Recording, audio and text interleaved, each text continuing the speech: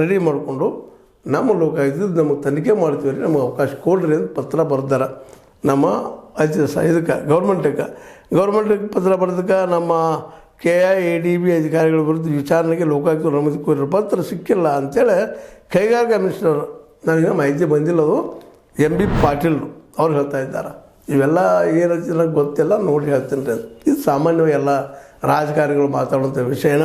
ಆದ್ರೆ ಅದರಲ್ಲಿ ನಡೆದಿದ್ದೇನು ಸುಳ್ಳಲ್ಲ ಅಂತ. ಭೂ ಸ್ವಾಧೀನ ಮಾಡ್ಕೊಳ್ಳಿ ಗದ್ದಲಗಳಾಗಿದ್ದಾವೆ, ಬೇರೆ ಬೇರೆ ಕಡೆಯೂ ಆಗಿದ್ದಾವೆ. ಇವೆಲ್ಲವೂ ಇವತ್ತು ಕ್ಲಿಯರಾಗಿ ಪ್ರಾಮಾಣಿಕವಾಗಿ ನಡೀಬೇಕಾಗಿದೆ. ಯಾಕಂದ್ರೆ ಒಮ್ಮೆ ಭೂಮಿನ ಕಳ್ಕೊಳ್ಳೋಂಥ ರೈತ ಮತ್ತು ಮರಳಿ ಕೊಂಡುಕೊಳ್ಳೋದು ಮಾಡೋದು ಅಸಾಧ್ಯದ ಮಾತಾಗಿರ್ತದೆ.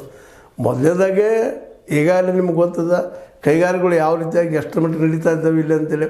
ಎಷ್ಟು ಕೈಗಾರಿಕೆಗಳು ಇವತ್ತು ಎಷ್ಟು ಜನಕ್ಕೆ ಉದ್ಯೋಗ ಕೊಡ್ತಾ ಇದ್ದಾವೆ ಮತ್ತು ನಿರುದ್ಯೋಗ ನಿರ್ಣಯ ಮಾಡಿದವರಪ್ಪ ಇಷ್ಟೆಲ್ಲ ಮಾಡಿದ್ರು ಅನ್ನೋದು ಪ್ರಶ್ನೆಗಳಿಗೆ ಇವತ್ತಿಗೂ ನಿಖರವಾದಂಥ ಉತ್ತರ ಇರಲಿಲ್ಲ.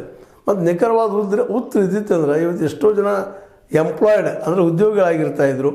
ಆ ಉದ್ಯೋಗದ ಅವಕಾಶಗಳು ನಮ್ಮಲ್ಲಿ ಹೆಚ್ಚಾಗ್ತಾ ಇಲ್ಲ ಅನ್ನೋದು ನಾವು ಗಮನಿಸಬೇಕಾಗಿದೆ. ಒಟ್ಟಾರೆಯಾಗಿ ಈ ಸರ್ಕಾರಕ್ಕೆ ಮಧ್ಯವರ್ತಿಗಳು ಅಧಿಕಾರಿಗಳು ಜೊತೆಗೆ ನಮ್ಮ ರೈತರು ಕೆಲವೊಂದಿಷ್ಟು ಅವರಿಗೆ ಸಹಕಾರ ಮಾಡಿಕೊಂಡು ಲಾಭ ಮಾಡಿಕೊಂಡು ಅನ್ನೋ ಒಂದು ಗಂಭೀರ ಆರೋಪ ಅದ. ಇದು ತನಿಖೆ ಆಗಲೇಬೇಕಾದ